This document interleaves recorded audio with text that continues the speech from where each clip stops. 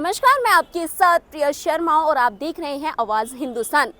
आज हम उस टॉपिक पर बात करने वाले हैं 22 जनवरी 2024, वो दिन जो सुनहरे अक्षरों से इतिहास में अंकित हो चुका है। साथ मौजूद हैं अयोध्या से श्री आचार्य देव शुक्ला जी। चलिए बात करते हैं, जानते हैं उनसे कि 22 जनवरी के लिए क्या कुछ तैयारियां हैं। नमस्कार। नमस्कार जी बताइए, 2024 में जो सबसे ज्यादा हिंदुओं के लिए पवित्र राम मंदिर जो बनके तैयार हो गया है, उसके लिए क्या कुछ तैयारियां हैं उद्घाटन की?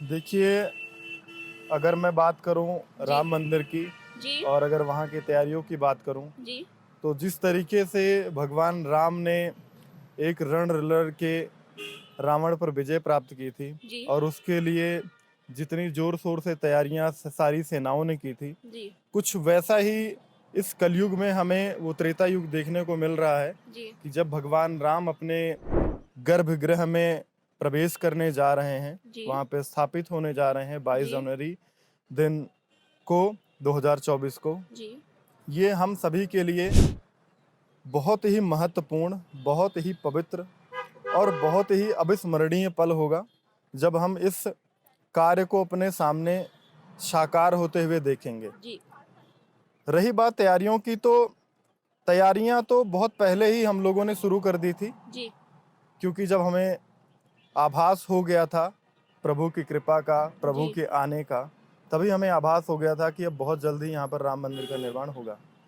और जैसा कि ऐतिहासिक फैसला आया, जी हम सभी के पक्ष में आया, भारत के पक्ष में आया, सनातन के पक्ष में आया और करोड़ों करोड़ों हिंदुस्तानियों के पक्ष में आया, जो ये उम्मीद लगाए थे, जो ये आस लगाए थे कि पता नहीं कब राम मंदिर बनेगा, पता नहीं हमारे राम कब आएंगे।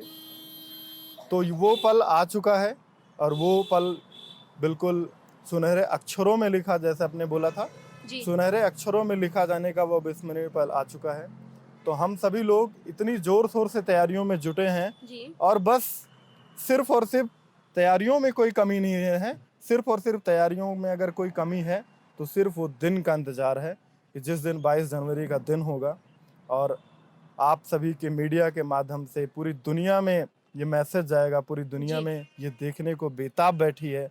हम भी ये बेताब बैठे हैं कि कितनी जल्दी वो सुबह निकल आए, वो सुबह निकल आए जिसमें सूर्य का उदय हो। जी और जैसा आप सभी को पता है कि भगवान श्री राम सूर्य के प्रतीक हैं और जी जिस दिन वो अपने गर्भगृह में जाएंगे, हम ये समझेंगे कि भारत में प्राण प्रतिष्ठा हो गई है, समस्त भारत के जी हिंदुस्तानियों के दिल में प्राण प्रतिष्ठा हो गई है। शुक्ला जी, जैसे कि इस राम मंदिर की भूमि को एक राजनीतिक मुद्दे के तौर पे देखा जा रहा है, उस पे क्या कहेंगे आप? देखिए, राजनीतिक मुद्दा बनाए या कोई व्यक्तिगत मुद्दा बनाए जी या इसको चाहे जितने आरोपों में घसीटने का प्रयास करें, हम सभी लोग बिल्कुल भी उस तरफ ध्यान नहीं दे रहे हैं, क्योंकि जी हम सभी का एक ही लक्ष्य है, भगवान प्रभु श्री राम का निर्माण। निर्माण कार्य पूरा हो चुका है, जी क्योंकि गर्भगृह बन चुका है जी और उसमें अब प्राण प्रतिष्ठा होने जा रही है। तो अब सभी लोग जो भी छीटाकाशी करने का प्रयास करते हैं, जो भी इसे राजनीतिक रंग देने का प्रयास करते हैं, जी मेरा उन सभी से निवेदन है कि कृपया करके ऐसा करने का प्रयास ना करें। ये बहुत ही शुभ घड़ी आई है, जी इसके लिए न जाने कितने लोगों ने कुर्बानी दी है, लाखों जी लाखों कार्यकर्ताओं ने अपनी जान दी है, लाखों लोग बलि चढ़े हैं, तब जाकर के ये रक्त रंजित जो भूमि है जी उसमें अब एक प्रकाश, एक विश्वास, एक आस्था का प्रतिबिंब जो है वो भगवान श्री राम के रूप में स्थापित होने जा रहा है। तो इसे राजनीतिक रूप देने वालों को के मुंह पर यह करारा तमाचा है जी और मैं जानता हूं कि वो लोग भरसक प्रयास करेंगे जी कि इसे एक खराब माहौल देने का प्रयास करेंगे।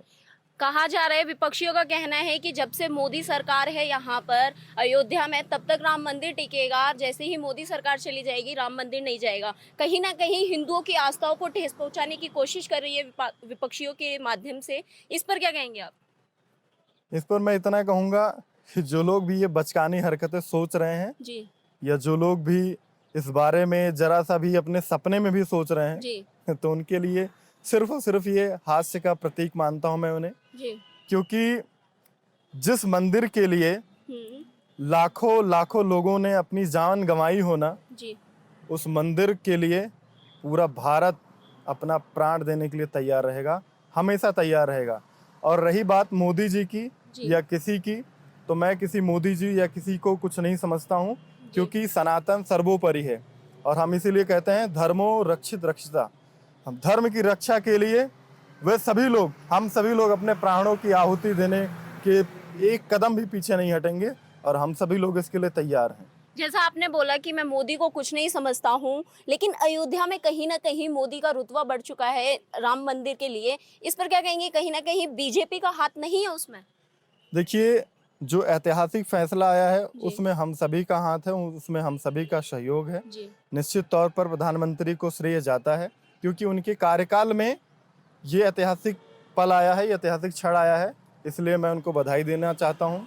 और उन्होंने जितनी तत्परता के साथ में राम मंदिर के कार्य को देखा, राम मंदिर के कार्य को सुचारू पूर्वक चलाया है, वो निश्चित तौर पर बहुत मंगलमय और बहुत बधाई के पात्र हैं। जाते जाते बस मेरा एक क्वेश्चन है कि 2024 इलेक्शन आने वाले हैं, उस पर आपका क्या कहना है? किसकी सरकार आने वाली है? देखिए, सरकार उसी की आएगी, क्योंकि पहले भी बहुत सारे लोगों ने कहा है कि जो राम को लाए हैं हम उनको लाएंगे। मैं जानता हूँ हम सभी के जीवन में ये अविस्मरणीय पल है, और इसको कोई भी भारतवासी अपने दिल में संजो के रखना चाहेगा।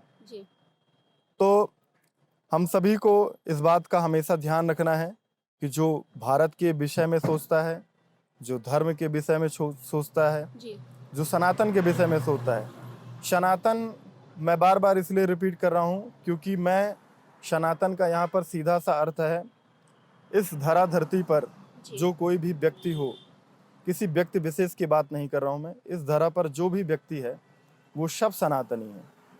हमारा कोई भी धर्म, कोई भी संप्रदाय, कोई कैसा भी हो, लेकिन सबका सच यही है कि हम सब सनातनी हैं। और जब भी सनातनी 2024 के इलेक्शन में वोट करने जाएगा तो वो इस बात को ज़रूर याद रखेगा कि किन लोगों ने राम मंदिर को तोड़ने का प्रयास किया, हमारी आस्था को तोड़ने का प्रयास किया, हमारे ऊपर कितने कुठाराघात किए गए, कितने राजनीतिक प्रपंचों के बीच में हमारी आस्था का मजाक और खिलवाड़ बनाया गया। ये कभी भी कोई भी सनातनी इस चीज़ को भूलेगा नहीं। और मुझे लगता है कि ये सबसे बड़ा और अहम मुद्दा होगा 2024 के इलेक्शन में, और इसका रिजल्ट हम सभी को देखने को मिलेगा। किसका चेहरा देखना चाहेंगे? इस बार चेहरा बदलने की तादाद में है अयोध्या, यूपी, तो किसका चेहरा देखेंगे? सिर्फ राम का चेहरा देखेंगे, और जैसा पूरे विश्व में डंका बज रहा है राम मंदिर का, क्योंकि विश्व में सबसे बड़ा मंदिर और सबसे ऐतिहासिक क्षण होने जा रहा है। तो और ये कार्यकाल जितना दायित्व और जितना हम श्रेय प्रधानमंत्री जी को देना चाहते हैं, उतना ही श्रेय माननीय श्री आदित्य योगीनाथ जी को देना चाहेंगे। क्योंकि अगर प्रधानमंत्री कार्यकाल में ये क्षण आया है तो मुख्यमंत्री का भी उसमें बहुत बड़ा अहम योगदान रहा है। क्योंकि बहुत सारे लोग कहते थे खून की नदियां बहेंगी, काट देंगे, मार देंगे, बिल्कुल होने नहीं देंगे, ये हम वहाँ पे मंदिर नहीं बनने देंगे। लेकिन जिस तरीके से श्री आदित्य योगीनाथ जी ने पूरे प्रदेश को संभाला, पूरे प्रदेश को अच्छे से रखा, और किसी भी तरीके का कहीं से कोई भी अप्रिय घटना नहीं आई, एक चींटी भी मरने की कहीं से आवाज़ नहीं आई। और जो लोग बक बक बक बक बक बक करके कह रहे थे कि ऐसा हो जाएगा, वैसा हो जाएगा, ये कर देंगे, वो कर देंगे, वे सब लोग अपने घरों में बैठे रहे। और जिन लोगों ने बाद में या पहले उस स्थिति को खराब करने का प्रयास किया था, उन सभी के घर पर बाबा ने बुलडोजर चला करके ये साफ संकेत दे दिया है कि अब कभी भी राम मंदिर की तरफ कोई भी आंख उठाकर देखने का प्रयास ना करे, और कभी ना करे। शुक्रिया आपका। ये हमारे साथ थे आचार्य श्री देव शुक्ला जी, जिन्होंने बताया कि अयोध्या में क्या कुछ तैयारियां हैं, हिंदू किस तरीके से उत्सव मनाने के लिए तैयारियां कर रहे हैं। आज की इस खबर में इतना ही। देश और दुनिया की तमाम बड़ी खबरों के लिए देखते रहिए आवाज हिंदुस्तान।